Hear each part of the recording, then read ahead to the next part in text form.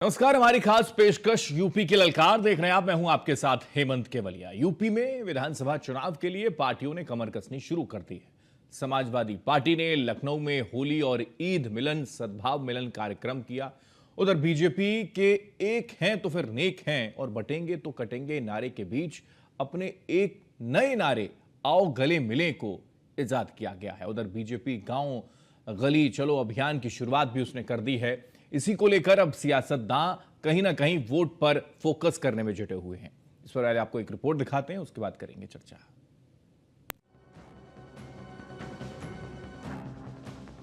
UP में 27 के रण की तैयारी, किसकी रणनीति कितनी भारी, गांव गली से निकलेगा सत्ता का रास्ता, या गले लगाएंगे तो वोट मिल जाएंगे।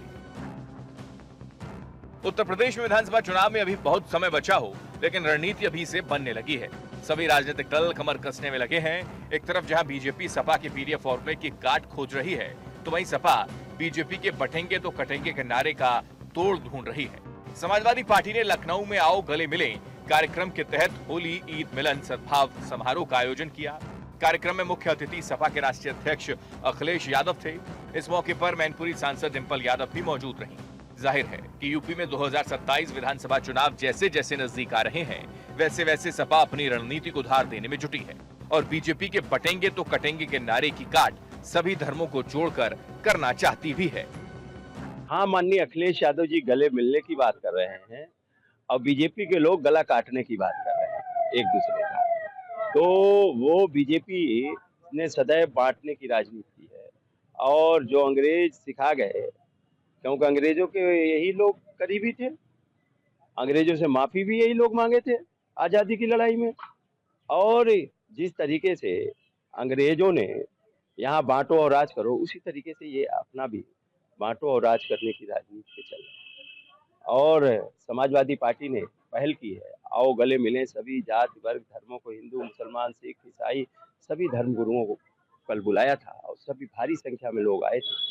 एक देश में मिसाल पेश करने का काम किया है और हम सब मिलके माननीय अखिलेश यादव जी के नेतृत्व में माननीय अखिलेश यादव जी ने जो पैगाम दिया है कि आओ गले मिलें देश की तरक्की और खुशहाली के लिए, सब गले मिलके एकजुट होकर देश की तरक्की करने का काम। सभी राजनीतिक दल अपने लिए चुनावी अभियान या लोगों को जोड़ने के कार्यक्रम चलाते हैं, तो सबको हक है, लेकिन भारतीय जनता पार्टी की आदत है सब पर सवाल खड़ा करना।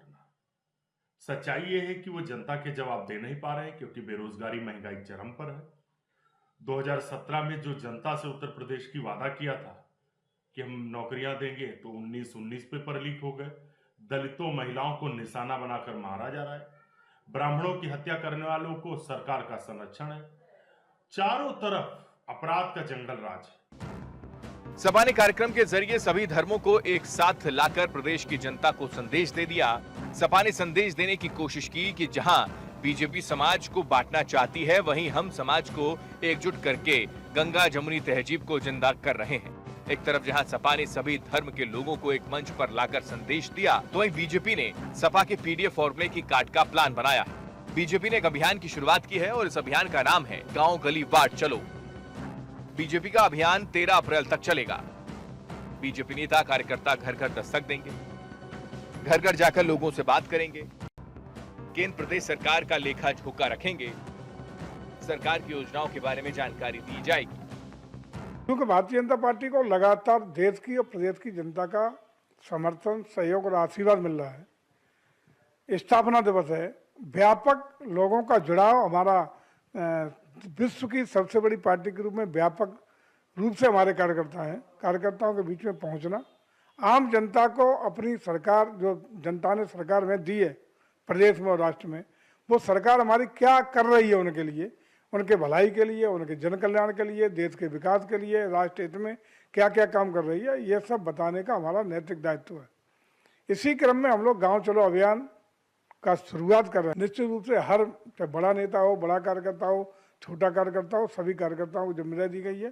वो जा रहे हैं और जनता के बीच में बैठेंगे। जो हमारे समर्थक हैं, हमारे मतदाता हैं, जिनका आशीर्वाद हमें मिला है, उनके बीच में बैठ कर उनके सुख दुख की भी बात करेंगे और उनके समर्थन का धन्यवाद भी करेंगे और जो हमारी उपलब्धि है उनको बताने का भी काम करेंगे। चाहे वो माफिया को खत्म करना हो, चाहे भारत को फिर से विकसित भारत बनाना हो, चाहे हम अर्थव्यवस्था में एक नंबर पर आना हो, फिर से विश्वगुरु बनना हो, गरीबी दूर करना हो, बेरोजगारी दूर करना हो, सभी को समानता लाना हो, ये राजनीतिक दल से संभव है। But real God is voter in the democracy. इस युग में असली भगवान वोटर है, भाग्य विधाता है, वो जज है, वही एक तरीके से ईश्वर का दूसरा रूप है।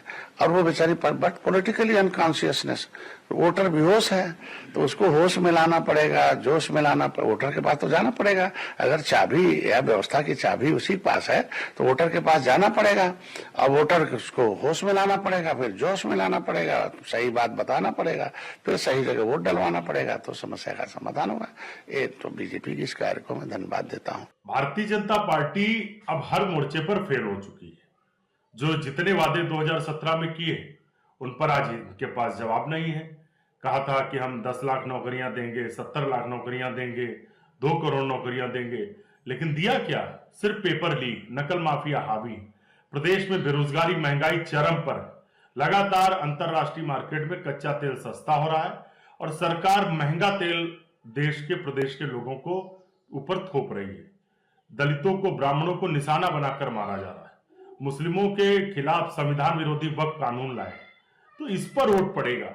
बीजेपी चाहे जितनी कोशिश करे धार्मिक ध्रुवीकरण की, मुद्दों से ध्यान भटकाने की, मुद्दे वही रहेंगे। जनता के मुद्दे पर भाजपा के पास जवाब नहीं है। कुछ भी प्रयास कर ले, नाली, सड़क, खड़ंजे, गली से मोहल्ले का, लेकिन जवाब देना पड़ेगा। उस पर भाजपा के पास कोई जवाब नहीं है। 2027 में इनका सफाया होगा। अभियान को सफल बनाने के लिए सभी वरिष्ठ नेताओं की अलग अलग विधानसभा क्षेत्रों में ड्यूटी लगाई गई है। केंद्रीय मंत्री कमलेश पासवान, पंकज चौधरी, कृषि मंत्री सूर्य प्रताप शाही, स्वतंत्र देव सिंह, धर्मपाल सिंह आंवला, अनिल राजभर, नंदगोपाल नंदी, रविंद्र जायसवाल, दयाशंकर मिश्र दयालु, दिनेश प्रताप सिंह। 2024 में हुए लोकसभा चुनाव में बीजेपी को हार का सामना करना पड़ा। एक दशक के बाद यूपी में बीजेपी का इतना खराब प्रदर्शन देखने को मिला। 2 लड़कों की जोड़ी ने यूपी में कमाल कर दिया, तो लगा कि 2027 के विधानसभा चुनाव में भी बीजेपी को बड़ा नुकसान उठाना पड़ सकता है। लेकिन योगी आदित्यनाथ ने लोकसभा में हार से सबक लेते हुए यूपी में हुए उपचुनाव में नई रणनीति और नए नारे के साथ मैदान में ताल ठोकी। नतीजा रहा कि विपक्ष के पीडीएफ फॉर्मूले की हवा निकल गई। योगी आदित्यनाथ उपचुनाव वाली लाइन को लेकर ही 2027 के रण में उतरने की प्लानिंग कर रहे हैं। योगी के प्लान से विपक्ष घबरा चुका है। हालांकि योगी और अखिलेश का असली इम्तिहान तो 2027 में जनता के सामने होगा। अब सवाल यह है कि क्या अखिलेश यादव का लोकसभा वाला फॉर्मूला काम कर जाएगा या योगी आदित्यनाथ हैट्रिक लगाने में कामयाब हो जाएंगे। Report news one India.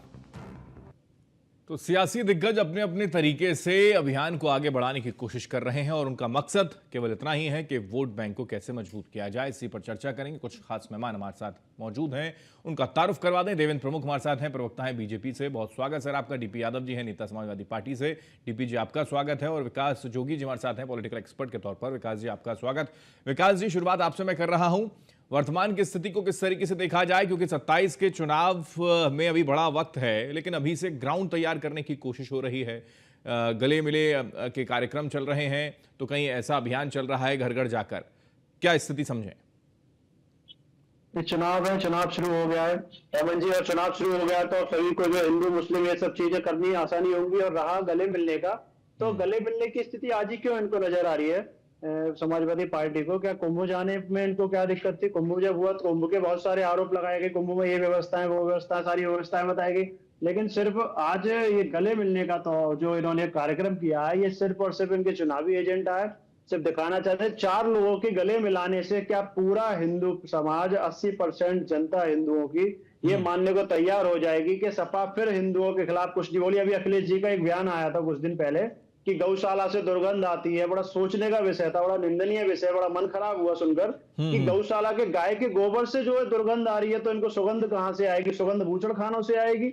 और रहा कि इनको गले मिलाने का त्योहार, तो त्योहार इन्हें अभी रामनवमी गई थी, नवरात्रि पर किसी देवी मंदिर जाते, वहां पर भी तो लगता है गले मिले जा रहे हैं। गले सिर्फ मुख्यालय में मिले जाएंगे, ऐसा नहीं हो सकता। और बिल्कुल स्पष्ट जनादेश जो भी रहा, अभी चुनाव में बहुत टाइम है, लेकिन फिर भी कहीं ना कहीं इनको सोचना चाहिए। अब हिंदू मुस्लिम वाला विषय नहीं करना चाहिए, दिखावे की राजनीति है गले मिलने का। और कुंभ में भी बहुत सारी चीजें इन्होंने अलाप सलाप बोली थी। जब एक वो घटना घट गई थी भगदड़ वाली, तब जाकर इन लोगों को संतुष्टि हुई कि कैसे भी कुंभ वाली एक आस्था पर प्रश्न चिन्ह लगा। उसके बाद ही इनको संतुष्टि, वरना रोज आए दिन व्यवस्थाओं को लेकर ना जाने कहां की वीडियो वगैरह सोशल मीडिया पर यानी कुल मिलाकर आप ये कहना चाहते हैं कि सनातन के नाम पर पर केवल दिखावा करने की कोशिश कर रहे हैं, ये आप कहना चाह रहे हैं। लेकिन थोड़ा बीजेपी को लेकर भी अगर कुछ कह दें आप तो।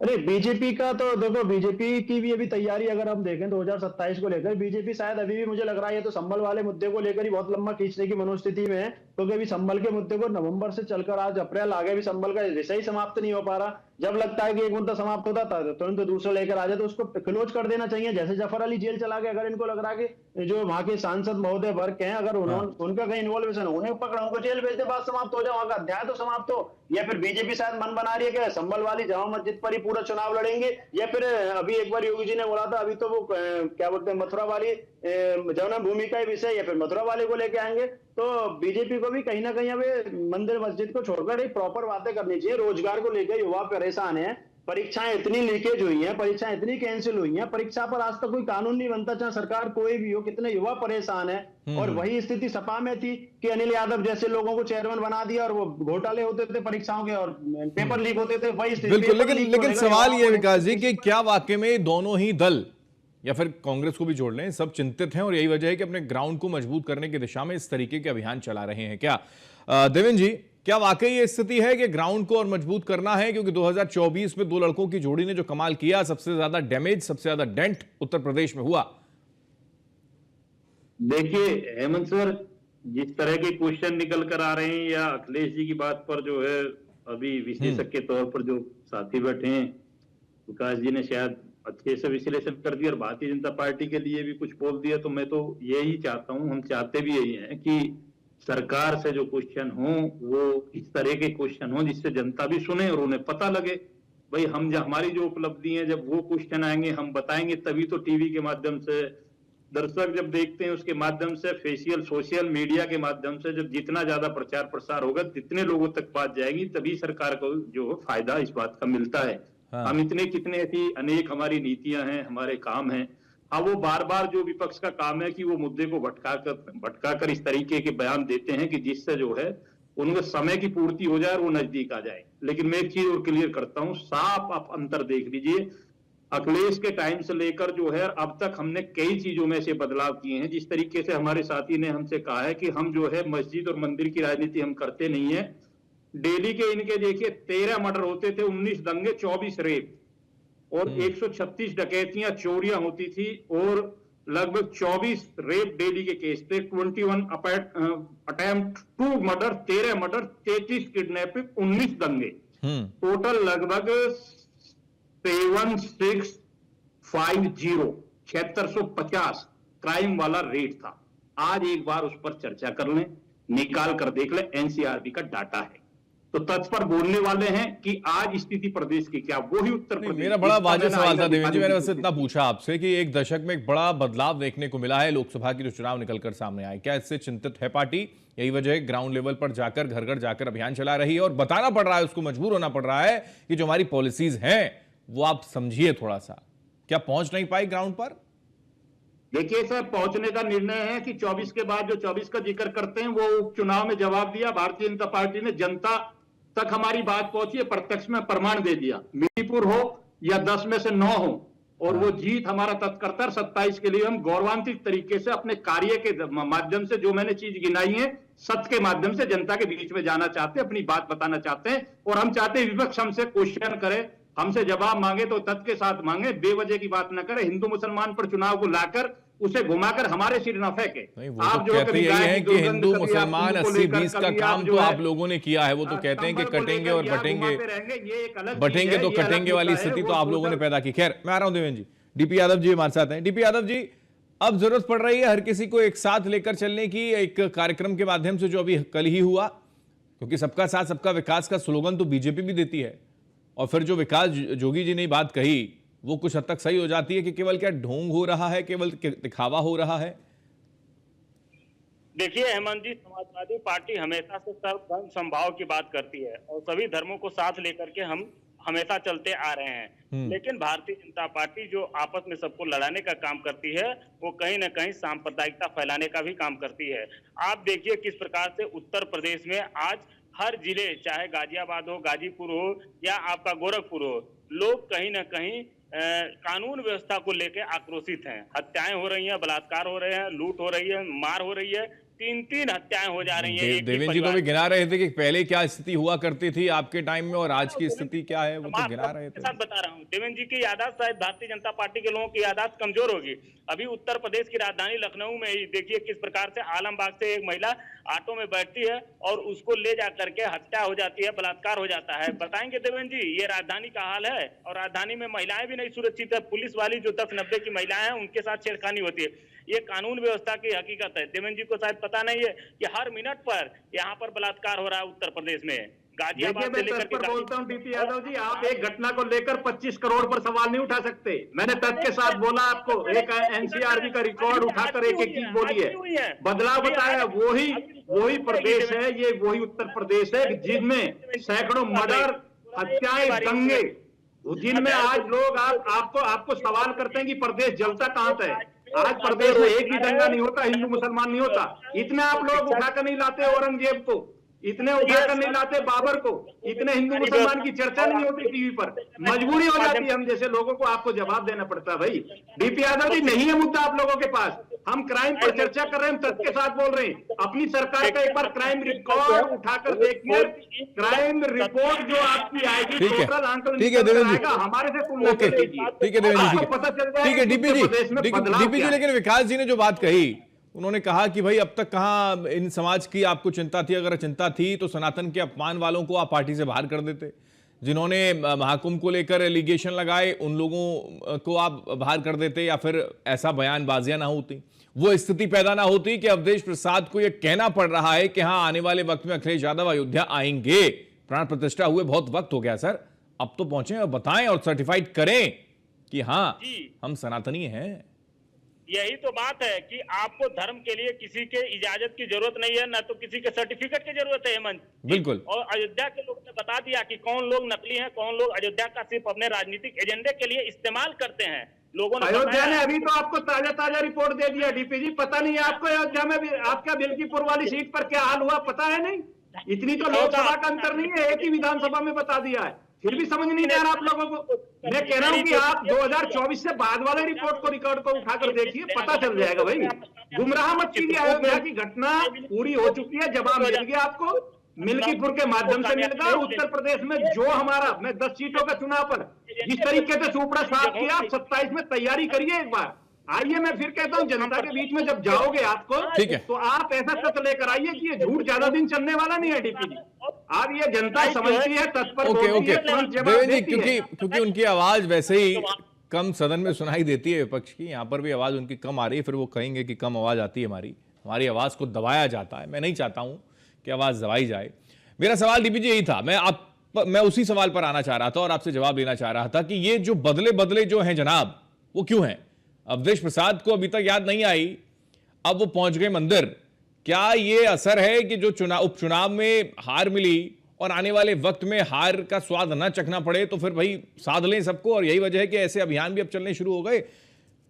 देखिए हेमंत जी, समाजवादी पार्टी चुनावों में जीत करके बहुत ज्यादा न तो घमंड में आती है और न तो हम हार में जो कहीं ना कहीं निराश होते हैं। हम जनता के बीच रहते हैं, 10 साल लगभग होने जा रहे हैं हमको जो है विपक्ष की भूमिका निभाते हुए उत्तर प्रदेश में, और हम 2027 के विधानसभा चुनाव में जा रहे हैं और भारतीय जनता पार्टी ने जो वादे किए थे उसको हम बताएंगे। हर बूथ भाजपा का झूठ, हम इस एजेंडे के साथ जा रहे हैं। बड़े भाई की भूमिका में क्या, छोटे भाई की भूमिका में रहेंगे? कैसे करेंगे? 2 लड़कों की जोड़ी का कमाल हुआ या फिर अब सिंगल लड़का लड़ेगा? जो 2 गुजरातियों की जोड़ी है करके उत्तर प्रदेश को ठगने का काम कर रही है, इसको फिर से वापस गुजरात भेजने का हम लोग काम करेंगे और इन ठगों को बता देंगे कि अब उत्तर प्रदेश में इनका ठग चलने वाला नहीं है। जो उत्तर प्रदेश के लोगों का बहकाने का काम कर रहे हैं, जो उत्तर प्रदेश के लोगों को कहीं ना कहीं माँ गंगा ने बुलाया, बनारस के साथ इन्होंने क्या किया? बनारस में आज देखिए 0/0 है। 21 प्रदेश में जो शासन चल रहा है, जो सत्ता के मालिक हैं, जो सेंटर से लेकर देश में 90% के हिस्सा उन्हें गुजरात भेजोगे आप। अरे गुजरात की बात छोड़िए, हम तो उत्तर प्रदेश को घेरे बैठे हैं। दुनिया की 5वें नंबर की आबादी, देश का सबसे बड़ा प्रदेश, आपको कहने में शर्म नहीं आती? मुझे पता नहीं लगता किस पद पर बोलते हैं आप घेरने की बात, भगाने की बात करते हैं। अरे आप अपनी जमीन नहीं बचा पाए, आप अपने पैर नहीं टिका पाए और बात करते हैं। ठीक है। एक आखिरी सवाल विकास जी आपसे मैं ले रहा हूं, एक आखिरी सवाल देवेंद्र जी, माफी के साथ रोक रहा हूं प्लीज। विकास जी, क्या अगर हम लोकसभा के आकलन को देखें, आंकड़े निकलकर जो सामने आए, सीटें जो निकलकर सामने आई, उससे अगर विधानसभा का अगर थोड़ा सा रोड मैप तैयार किया जाए तो फिर ये तो बड़ा पॉजिटिव है और बड़े आसानी के साथ समाजवादी पार्टी या फिर दो लड़कों की जोड़ी कमाल कर सकती है विधानसभा चुनाव में। सर दूसरा लड़का कहां से लेकर आएंगे? हम लोकसभा चुनाव के जो आंकड़े आए थे विपक्ष के, वो सॉरी इसके सपा गठबंधन के जो सीटें आई थी, उसको लेकर शायद मैं नहीं मानता कि विधानसभा चुनाव का हम आकलन कर सकते हैं कि इनकी इतनी सीट आई है और विधानसभा में सीट बढ़ जाएंगी या मान लो बीजेपी की सीट घट जाएंगी। विषय बस इतना सही है कि चाहे राजनीति में कोई भी हो, जैसे मुस्लिम नेता अपने धर्म के प्रति कट्टर होता है, वैसे हिंदू नेताओं को थोड़ी सी मानसिकता अपनानी चाहिए कि वो उसको पॉजिटिव होना चाहिए। चुनाव के नाम पर ही, चुनाव के दौरान ही सिर्फ ये सब चीजें ढोकलेबाजी नहीं करनी चाहिए, क्योंकि और रहा उसका अयोध्या का बार-बार एक बात, अयोध्या के लोगों पर प्रश्न चिन्ह उठता है और प्रश्न चिन्ह हर जगह, यानी कि मौसमी सनातनी का जो आरोप राहुल गांधी पर लगता है, वैसा ही कुछ आरोप अखिलेश यादव पर भी अब लगने लगा है और इससे निकलने की जरूरत है, ये आप कहना चाह रहे हैं। माफी के साथ रोक रहा हूं। बहुत शुक्रिया विकास जी हमारे साथ जुड़ने के लिए, डीपी जी बहुत शुक्रिया आपका, देवेंद्र प्रमुख जी बहुत शुक्रिया आपका भी हमारे साथ चर्चा में जुड़ने के लिए। लेकिन 27 को लेकर अलग अलग पार्टियां, राजनीतिक पार्टियां अपना अपना दाव चलने का प्रयास कर रही हैं। आने वाला वक्त चुनाव का है, अभी से ग्राउंड को तैयार करने की कोशिश की जा रही है। कौन कितना कामयाब होगा वो नतीजे बताएंगे। इसके साथ खास पेशकश में इतना ही। आप देखते रहिए न्यूज़ ऑन इंडिया। नमस्कार।